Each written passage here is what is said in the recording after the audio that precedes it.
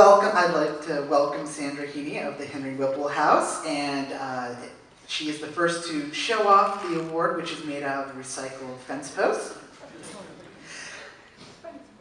Yes. So Sandra, let's talk about why is it important as a bed and breakfast? Why was it important you to have a sustainable operation? There's enough to do at a bed and breakfast. Well, I've always been an environmentalist, and that's part of buying the old house as well, because that's like the ultimate recycling. You buy an old house and make it into something new that can be used again. And so my philosophy has always been towards the environment. But sustainability is really about not wasting resources. So, you know, as long as you take care of things like that and you don't waste, it's good for the environment, and you can save money doing it.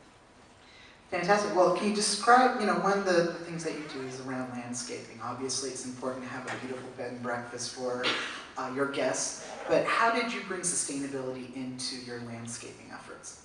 Well, I have to thank my husband for this too, because he actually does most of the landscaping. He's very good at it. But one thing that was important to us was to use native plantings, and they're actually more drought tolerant. But in addition to that, we started researching other things like using pine mulch, which is really good for keeping water in.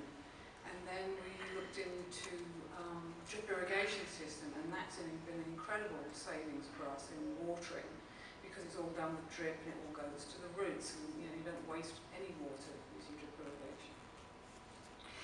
And so, what practice of the main practices that you have at the bed and breakfast do you think is having the biggest impact, both or the least impact on the environment, but the most impact on the bottom line? I think you've got to look at things like energy conservation. That always seems to be the one that, even though water conservation is probably really important to me, the one that saves the most financially is energy conservation. So the things that we've done to insulate the house and fixing up the storm windows and painstakingly repairing all 76 double-hung 100-year-old windows with weather stripping, that's why I never have any fingernails. Stuff like that has really helped with oil use and the electricity use, and just ordinary things that everybody does, like programming thermostats and the new CFL light bulbs and things like that, saved us an immense amount of energy. Always important, and I think one of the most fun things you do that would raise a few eyebrows is you take recycling to another level. You even recycle the soap, and before you go ooh out there, give her a chance to explain why it's both effective and clean.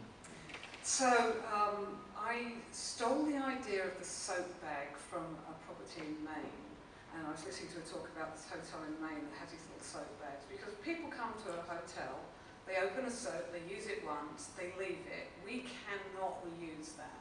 You wouldn't want to, and we're not allowed to.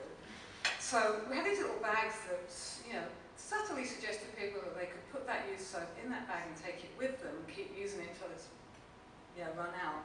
But there's still a lot of people who don't do that.